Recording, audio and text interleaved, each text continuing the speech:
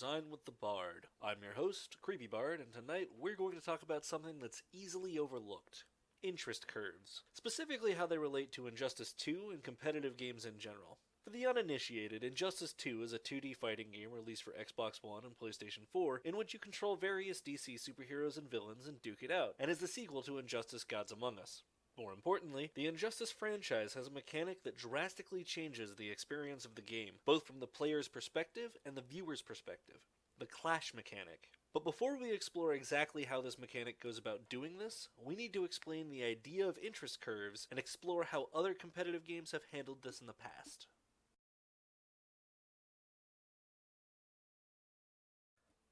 Interest curves are a concept that you can find in almost any form of entertainment, and how well the interest curve is handled can make or break that entertainment. This is usually applied to narratives, but in many instances you can find the interest curve in almost every aspect of what you're viewing. Unfortunately, this can be mishandled far more easily than it can be handled well. A healthy interest curve tends to ebb and flow, with anticipation building up to the exciting moments, as well as plenty of time to relax and release that tension. By contrast, a poor interest curve tends to look like a straight line, with either not enough interest being garnered, or the viewer being overwhelmed with interesting events, never getting a moment to take it all in. Something as carefully crafted as an interest curve is incredibly difficult to maintain in a competitive environment. When the players control the action, they don't care about how interesting it is to watch, they just want to win.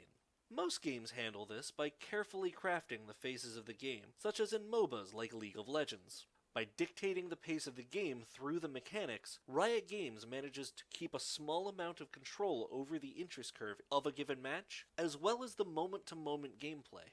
They do this by limiting the player's resources early on, slowly adding on to what a player can do as the game progresses. This allows both the players and the viewers to know when to expect the action, which allows the players to prepare and the viewers to build up their anticipation. A system like this works well in games that involve leveling a character over time, but 2D fighting games are resolved on a much quicker timescale than most MOBAs, meaning they have to rely on much quicker mechanics to control the pacing of a given match.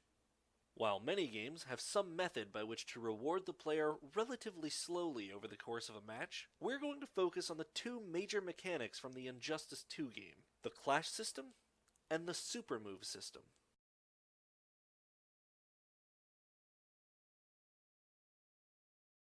The Super Move system is pretty straightforward, and it shows up in a lot of 2D fighters these days. You build up a resource as you play the game, and once it's fully charged, you can unleash a powerful attack that does massive amounts of damage, usually during a brief cutscene. This cutscene allows everyone to relax for a moment, and usually ends with both players separated by some space, assuming the match isn't outright over.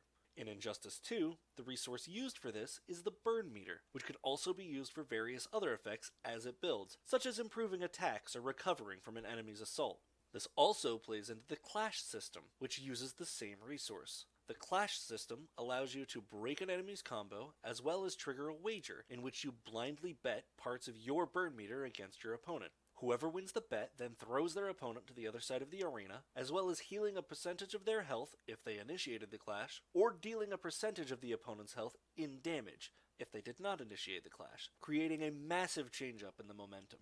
What's important is that the Clash system is only available once a player has reached their second health bar. This keeps the game visually interesting for the viewers, as the clash is accompanied by a marked change in perspective to make the moment more intimate, as well as more strategically interesting for the players, as this creates a lot of opportunities for everyone involved. By tying both of these mechanics to the burn meter, as well as several other minor mechanics that let you use various amounts of that meter, the developers have created a visual and strategic representation of how frantically a player is working towards their goal.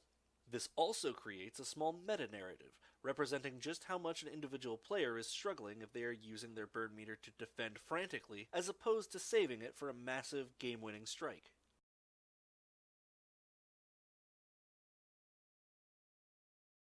These two mechanics are not the only way that Injustice manages its interest curve.